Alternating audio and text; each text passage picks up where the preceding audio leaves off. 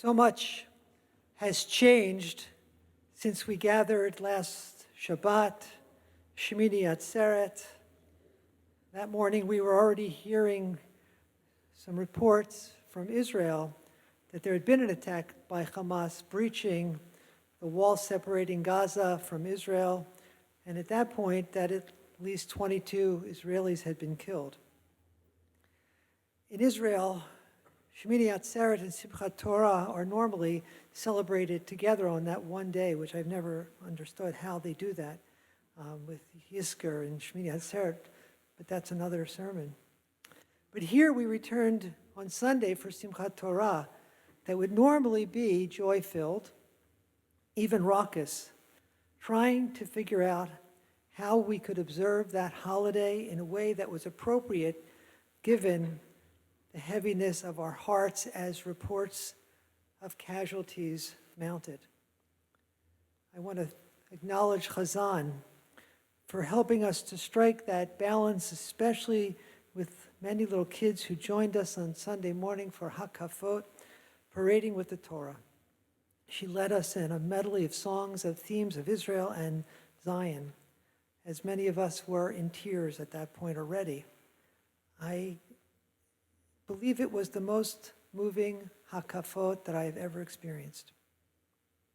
And now here we are at Shabbat Bereshit, and so much more that we've learned of, when we should be celebrating the reading again of the scroll with the story of creation, the creation of human beings, and instead we are in shock and grief.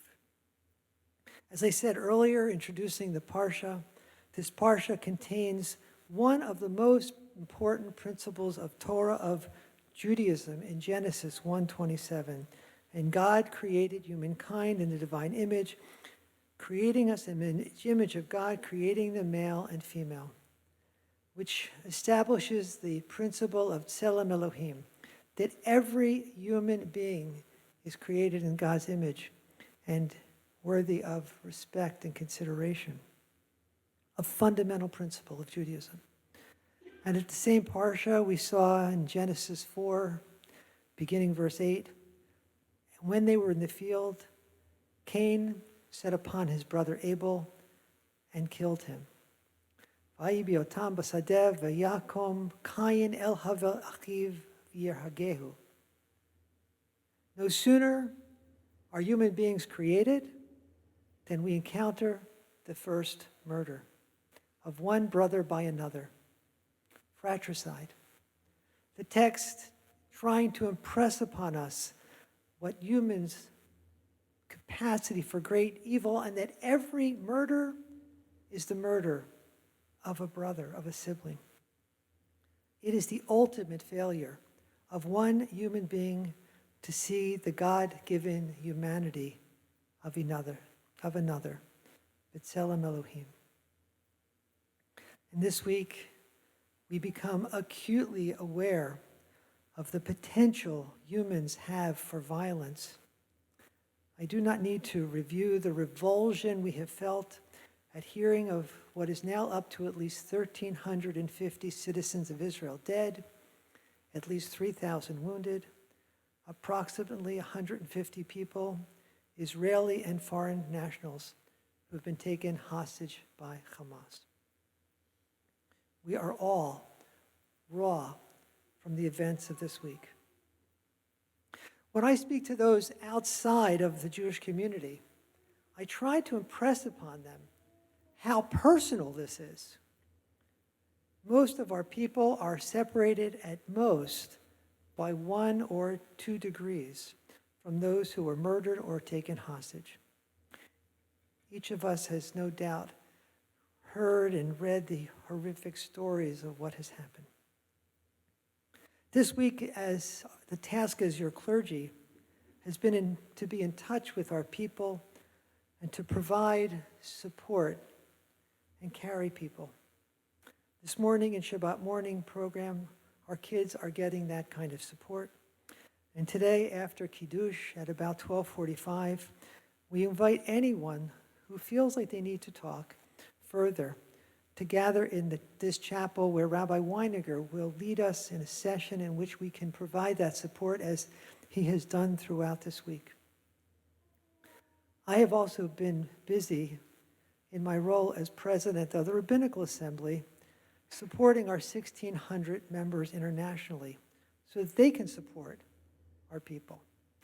On Thursday morning, there was a very powerful session in which our rabbis from around the world gathered just to be there for each other. It was especially powerful hearing from our Israeli colleagues who were with us. And as one, Rabbi Chaya Rowan Baker, who was the new dean of the Schechter Institute in Jerusalem, said, as she described her 20-something daughter and her 47-year-old husband who've been drafted to the borders. She said how comforting it was. She said, you have no idea how comforting it is just to see your faces on this Zoom. So as I said, this is an opportunity also to help our neighbors better understand what is happening and the deep pain we are feeling from it. I had such an opportunity on Thursday, right after that call, that Zoom I described. I was invited by someone who I've developed a relationship, the Reverend Richard Coleman, who runs something called Hope United Community Development Corporation, a North Side organization committed to upward mobility for individuals and families on the North Side in education, engagement, and economics. After the murder of George Floyd in May of 2020, he founded a group called the Bridge of Reconciliation. It seeks to address racism in our community. It is a Christian group, for sure. They were particularly eager to hear my perspective on what's happening this week. And I appreciated the opportunity to speak to about 30 church leaders from the area, hoping that they would bring their word back to their communities. From their questions, it became clear we have a very different theological perspective from these folks who I think probably lean somewhat conservative in their Christianity. One spoke to me saying, Rabbi, what about God? And God can direct the missiles away from innocents and towards Hamas. I listened to that and I appreciate that that's her theology, but Jews are more pragmatic. And I cannot cling in the aftermath of the Holocaust to such a theology when so many innocents are destroyed. And I quoted the rabbis who say, you don't depend on miracles. They asked me how they could assist financially. I told them about the local Jewish Federation's campaign. We'll be hearing more about the significant effort that federations nationally and this federation here will undertake and announce this time of need. There are other efforts I didn't share with the group. It didn't seem relevant, but ones that are important to me, I think to our congregation. Certainly, there will be a special appeal of our Masorti movement in Israel that I'm sure you'll hear more about. Cindy and I also support the New Israel Fund, which supports human rights, civil rights, religious pluralism, and Jewish-Arab collaborations, goals that I will not abandon. The state chaplain of Minnesota's National Guard was present and tried to engage me about the geopolitical dimensions of what's happened. I instead brought our attention back to a biblical text that I thought would be, firstly, more qualified to speak about in such a setting, and that I thought would be meaningful to the group. I had just heard it taught in the session I described, where we also had a chance to break out into either areas for personal Zoom rooms for personal support, or for working on liturgy for this time, or for Torah study to bring to bear.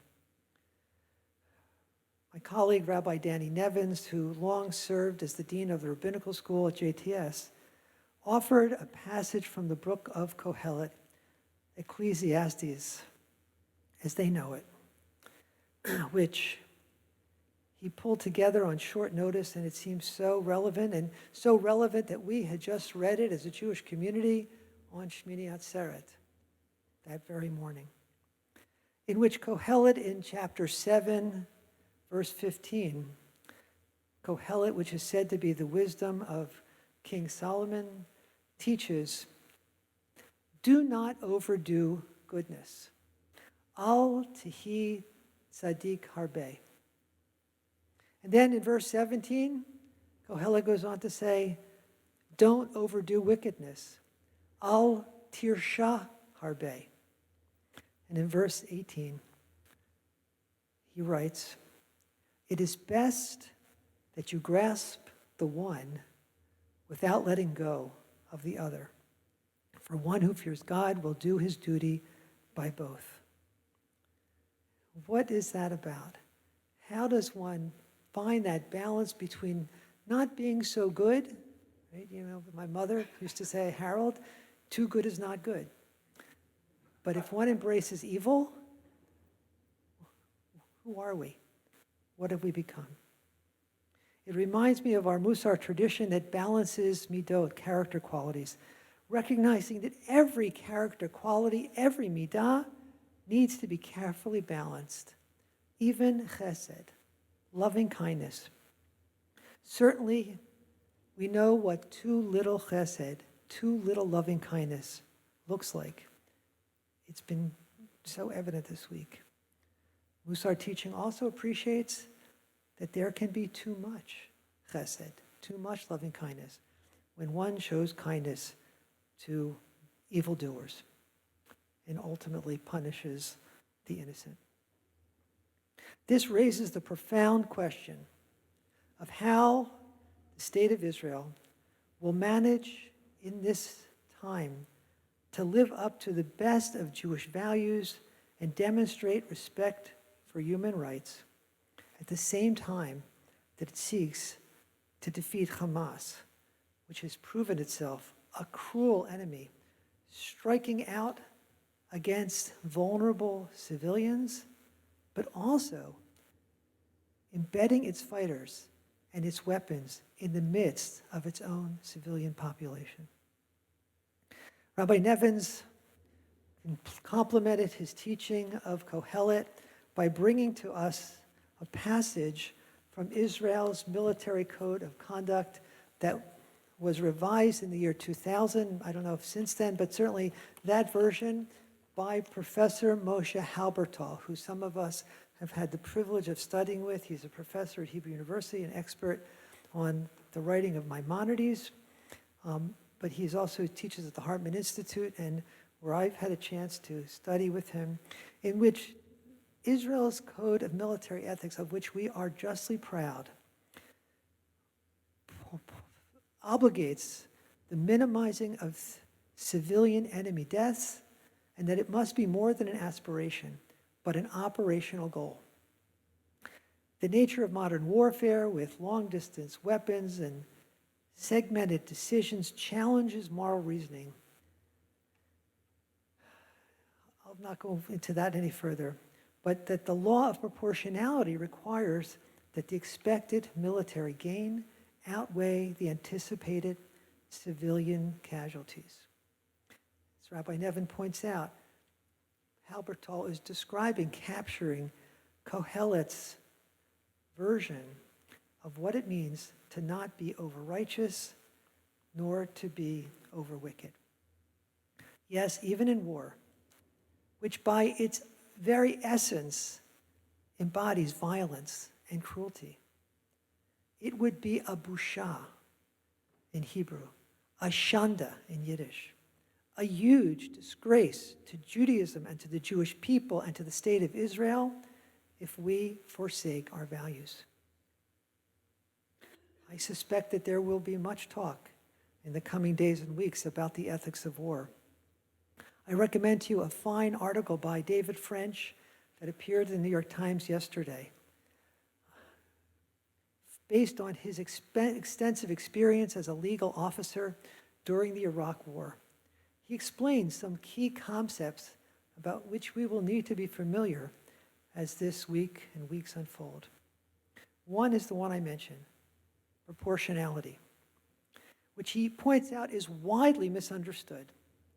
Proportionality, he explains, is defined by the U.S. Army's Law of Land Warfare, which draws also on much international law, the field manual as, quote, requiring commanders to refrain from attacks in which the expected loss or injury to civilians and damage to civilian objects incidental to such attacks would be excessive in relation to the concrete and direct military advantage expected to be gained.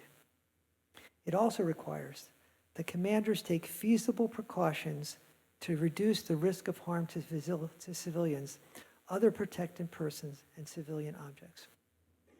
Or another principle that French expands on, the principle of distinction, which the law of land warfare defines as requiring non-combatants to distinguish, as requiring combatants to distinguish between combatants and military objectives on the one hand, and civilians and civilian objects on the other, in offense and defense.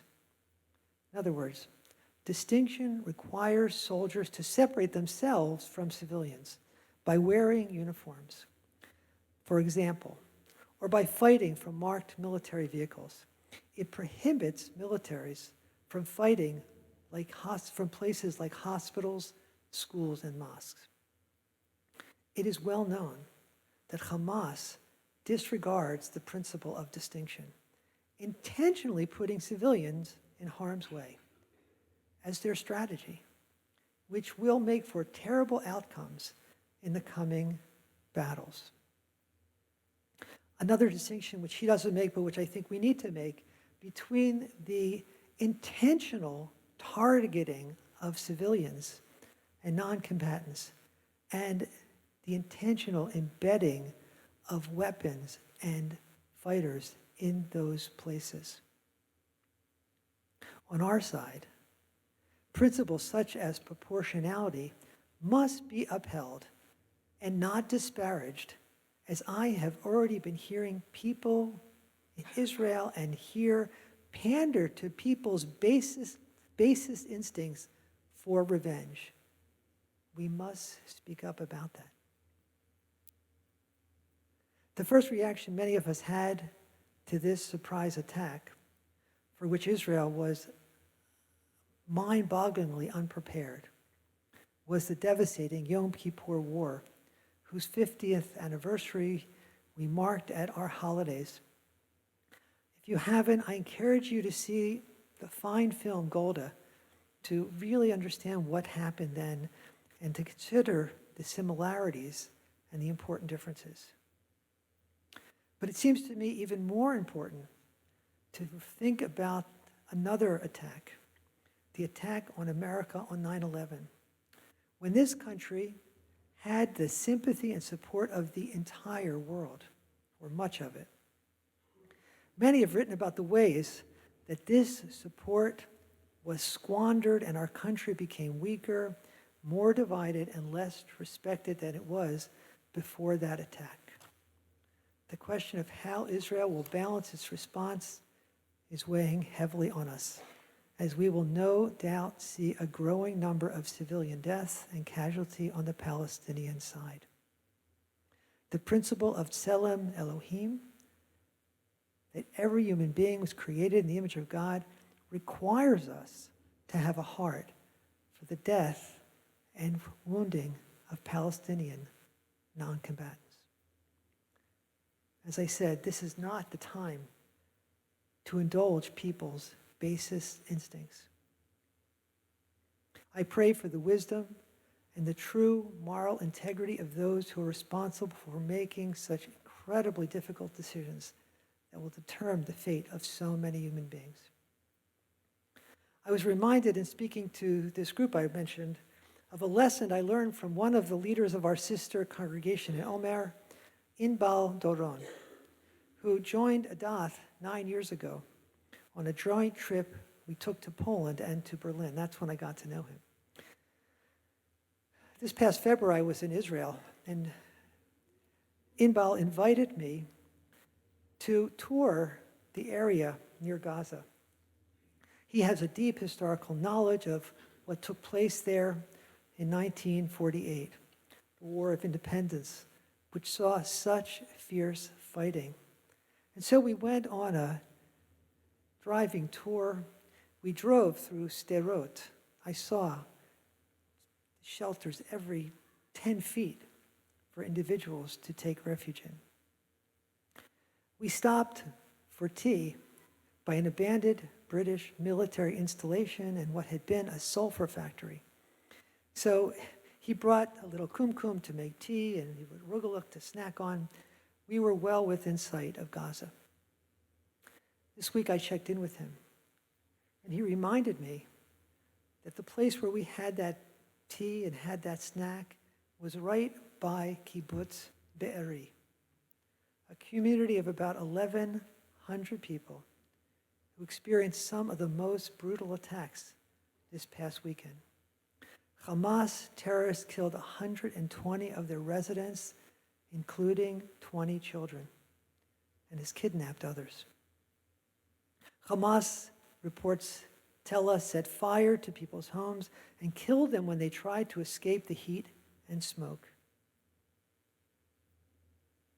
It's hard to reconcile that image with the lovely picnic that we had in February. It is awful to contemplate the barbarity of what occurred there. So, Inba was on my mind as I spoke to this Christian group, and I recalled something he said to us in Poland. He recalled that when he was in high school, his high school social studies teacher was a person from a nearby kibbutz who taught in his high school. It happened to be Yehuda Bauer.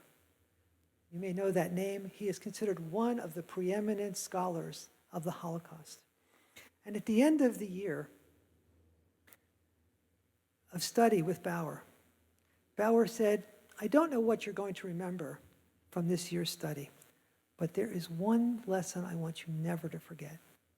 And he said to him, never be a perpetrator, never be a victim, and never, never be a bystander.